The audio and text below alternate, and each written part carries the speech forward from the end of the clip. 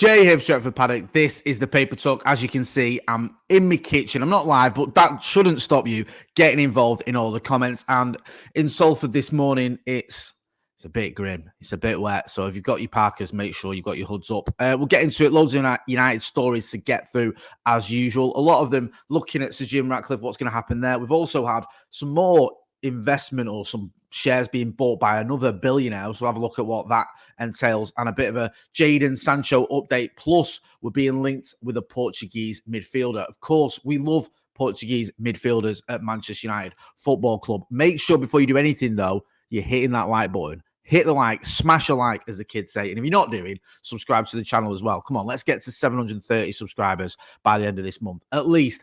Right, let's get into some of these stories then.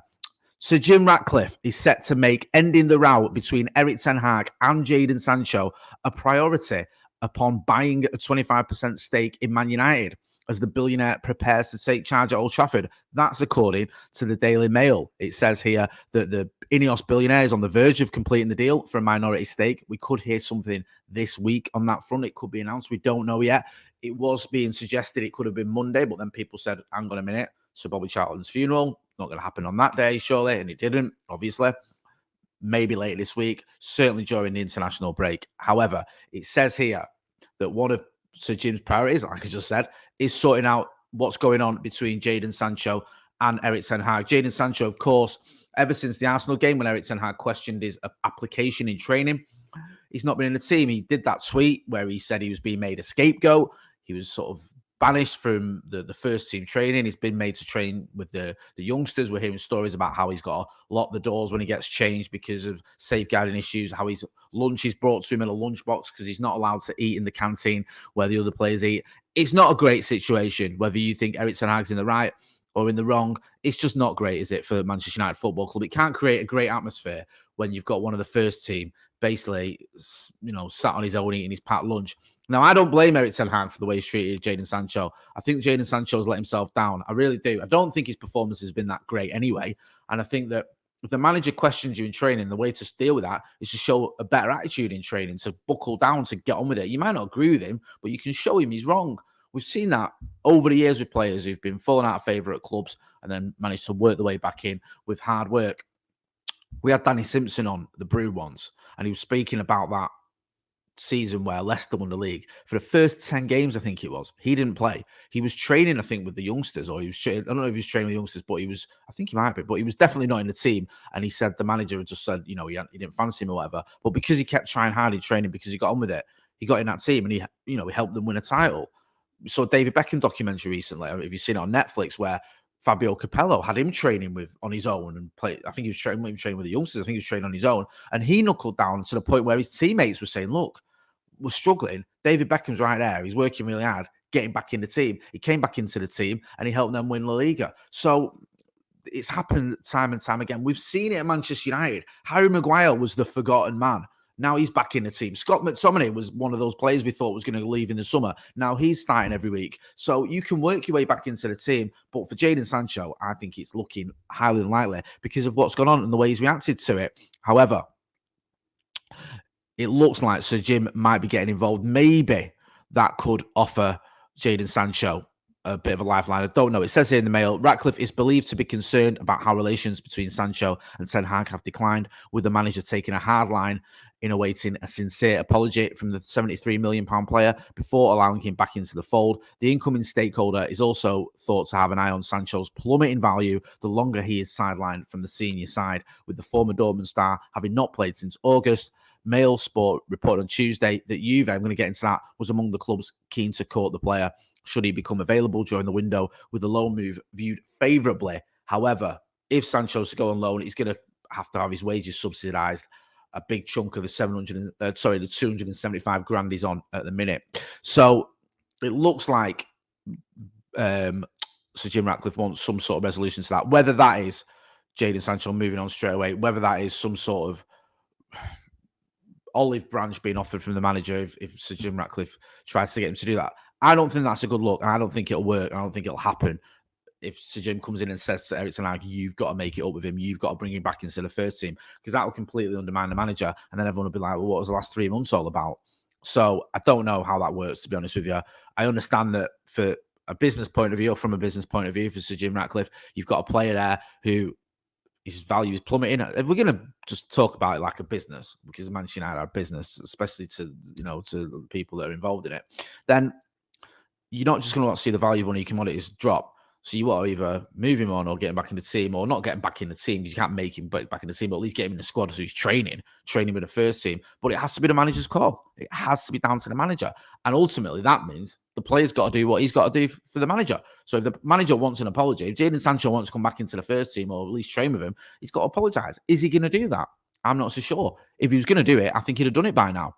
So I think we're in this sort of impasse where Jadon Sancho is stuck training with the youth team, and Erik is just cracking on with the players he's got at his disposal. And I'm going to be brutally honest with you here. Even when United have been struggling, I haven't thought to myself, Jadon Sancho is the reason we're struggling.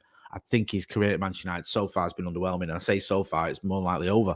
The story that the Mail referencing there as well was this fact that we could be, Juve could offer Jadon Sancho an escape route. They're apparently meant to be interested in him. But as I said, it may take Manchester United paying a portion of his wages. It says representatives from Juventus were in the UK last week and understood to have made contact with United over the possibility of a loan move for Sancho in January. So he's got some options there. Maybe Sir Jim saves his United career. I think that's highly likely.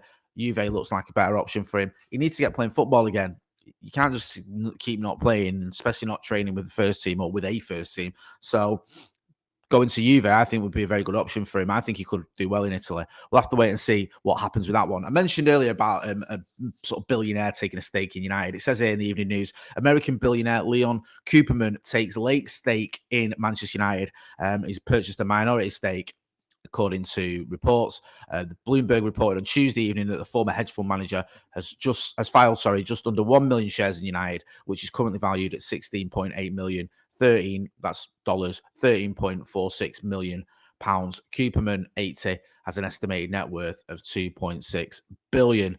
I don't think that means too much. I don't think that affects anything when it comes to the Sir Jim Ratcliffe deal or what's going on there with him buying that 25%. We'll keep an eye on it and see if those shares increase or the amount of shares he's buying increases. But it looks like it might be someone just trying to make a few quid. Fabrizio Romano tweeted, I think this was, I can find it, last night. It says, understand Manchester United scouts were in attendance at the Benfica versus Sporting game to follow João Neves, Portuguese midfielder, born, was it João? If it's Portuguese, let me know in the comments. Portuguese midfielder, born in 2004. He's being monitored by Manchester United scouting department, waited for born changes to make future decisions. So there's a player we're scouting. We'll keep an eye on that one. I mean, you'd expect Manchester United to still be scouting players. You'd expect us to be looking at players in almost every position, considering how sort of threadbare the squad has been looking. Don't know a lot about Neves. He's got one Portuguese cap. Obviously, he's been playing for Benfica this season and last season as well. He's played 49 senior games and he's 19 years old. So he's obviously played a lot of football for a youngster. But we'll see what happens with that one, whether we're going to make a bid or whether he's going to come in or whether it is just one of those things where we're just sort of looking at him. So just another little bit of an added on piece of news that has just broke as I just finished recording, which is Sod's Law. So bear with me a minute. We've got a tweet just a minute ago from Mark Kleinman, I think it is. Mark Kleinman, sorry, who's the Sky News City editor. And he says, exclusive, Richard Arnold, the Manchester United Football Club CEO, is to leave the club by the end of the year. An announcement will be made later today and will come shortly before Sir Jim Ratcliffe's Ineos Sport confirms the acquisition of a 25% stake in the club more soon. He also goes on to say Patrick Stewart, not the former captain of the Starship Enterprise, but Manchester United's general counsel, will be named interim CEO in addition to his existing role. Richard Arnold's departure will come after a year of uncertainty about the club's future ownership, with an announcement on that front expected next week. So, an announcement on the front of the club's future ownership expected next week.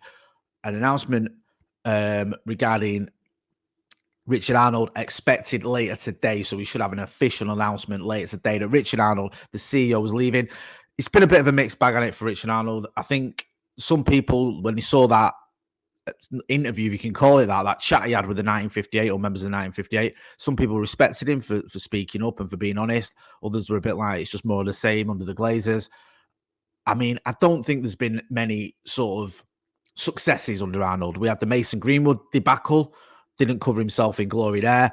The club haven't really done anything where you go, oh, right, yeah, this is, there's been a massive shift under Richard Arnold.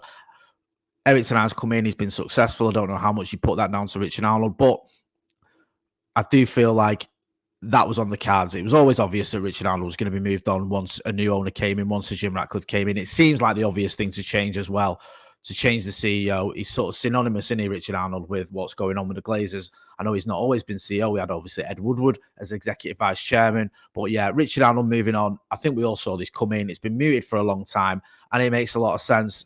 And I don't think, even being brutally honest, it'll be sorely missed by many United fans. Get involved in the chat and the comments. Let me know what you think about the Richard Arnold news. Don't forget to hit like, share, and subscribe. I've been Jay Motty. This has been the Paper Talk outside. Not outside. I'm inside. I'm in the kitchen from a pretty grim Salford. Thanks for watching.